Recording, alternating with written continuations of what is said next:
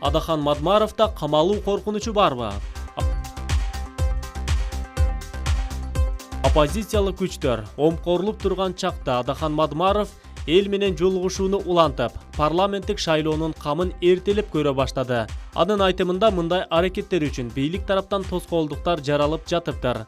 А негизинен алганда Мадмаровдун шайлоого катышууга каражаты жок.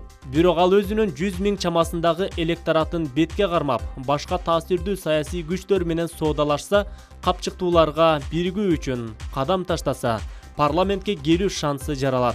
Эгерде эмдиги жылкы жогорку кеңешке болгон шайлоодо Мадмаров дагы өтпөй калса, анда саясий карьерасына катуу сокку урулаары, элдин да үмүтү өчө тургандыгы жашыруун эмес. Андыктан бүтүн Кыргызстандын лидери бул жолу жан аябай күрөшөөрү күтүлүүдө. Иш жүзүндө оппоненттерге жакпайт дечи, баягы каркыранын казактарга кеткенин эске салып, бетине чиркөө ишти дагы козгошу ыктымал. Күч органдары Мадмаровдун артынан илинчек таап калышы да мүмкүндүгү тар чөйрөдө айтылууда. Соңку убакта саясатчылардын камалышы Кыргызстанда жаңылык деле болбой калбадыбы? Кайрыма илинсе шайлоого жетпей кете береби дейт Азия News гезити. Булак Назар News кейжи. Ардактуу YouTube көрөрмандар, сиздер да Адахан Мадмаров тууралуу ой пикириңиздерди билдирсеңиздер болот.